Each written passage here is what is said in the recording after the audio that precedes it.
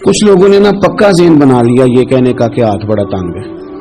پکا آپ جس وقت پوچھ لیں ان کا ہاتھ اور بڑا ہی زیادہ تنگ ہے.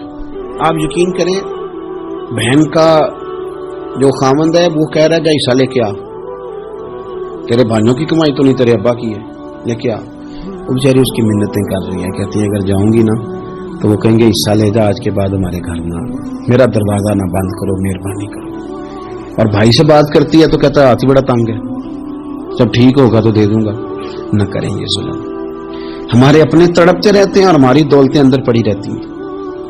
ہمارے اپنے چھوٹی چھوٹی ضروریات کے لیے پریشان ہوتے ہیں, لیکن ہم بڑے بڑے بہانے ہیں ہمارے پاس, کہتے ہیں یہ نکما ہے, یہ نکھٹو ہے, یہ کام نہیں کرتا, اس میں فلانا ہے, بے فلانا ہے, بلے میں نے نہیں ساتھ چلنا.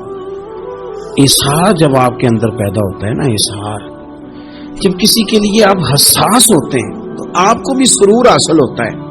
نہ کریں یہ کام کہ آپ کو اللہ نے وسعت دی اور ہر وقت آپ ہاتھ تانگ ہونے کا رونا رو رہے ہیں, ہر وقت آپ یہ کہہ رہے ہیں میں بڑی آزمائش میں ہوں, جب خدا نے آپ پہ نہیں ڈالی.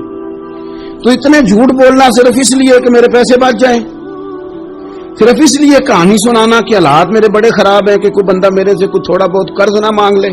سنو, نبی پاک صلی اللہ علیہ وسلم کے پاس مہمان آ گیا, بخاری مسلم ہے.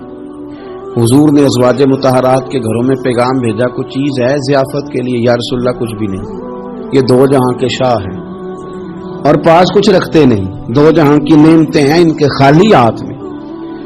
یا رسول اللہ کوئی چیز بھی نہیں. حضور نے صحابہ کے مجمع پہ نظر ڈالی, یا رسول اللہ صلی اللہ علیہ وسلم حکم ہو. تو حضور فرمانے لگے تم میں سے کوئی بندہ ہے جو اسے گھر لے جائے روٹی کھلائے؟ ایک صحابی اٹھے فوراً, حضور میں لے کے جاتا ہوں کھانا کھلاتا ہوں.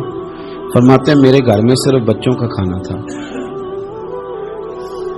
یہ نہیں کہ فریزر بھرا ہوا ہے نعمتوں سے, صرف بچوں کا کھانا. یہ نہیں کہ کسی کو دیکھ کے اپنی ہنڈیا پہ برتن دے لیا, صرف بچوں کا کھانا. کہتے ہیں گھر گیا, بیوی سے کہا کیا کیفیت ہے؟ کہنے لگی بچوں کی روٹی ہے. میں نے کہا بچے سلا دے, صبح ناشتہ کر لیں گے. تو کہنے لگی آپ کیا کھائیں گے؟ تو میں نے کہا نہ میں کھاؤں گا نہ تو کھائے گی, مہمان جو نبی پاک کا ہے. اچھا اب ذرا تجویز دیکھو میاں بیوی کی سوجھی آپس میں. کہتے ہیں کھانا لگا دینا کیونکہ ایک آدھ بندے کا کھانا ہے. اپنی غربتوں کا ہر جگہ اظہار کرنا, رونا رونا. یہ دیکھو غربت کیسے چھپائی جا رہی.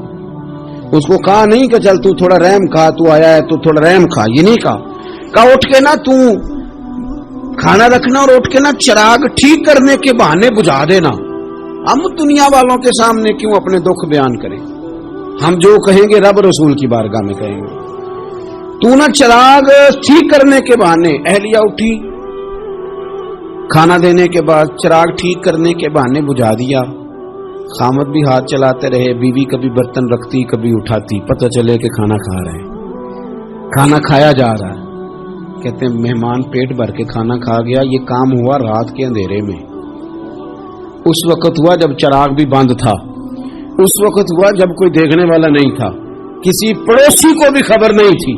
فرماتے ہیں صبح کے اجالے میں اس مہمان کو لے کے مسجد نبوی میں نے قدم رکھا تو نبی کریم نے فرمایا رات جو تم نے کام کیا ہے نا اسے دیکھ کے میرا رب بڑا مسکرایا ہے, اللہ بڑا مسکرایا ہے. اللہ تر دامنی پہ شیخ ہماری نہ جائیے, ہم دامن نہ چھوڑ دیں تو فرشتے وضو کریں. یہ شان ہے صحابہ کی.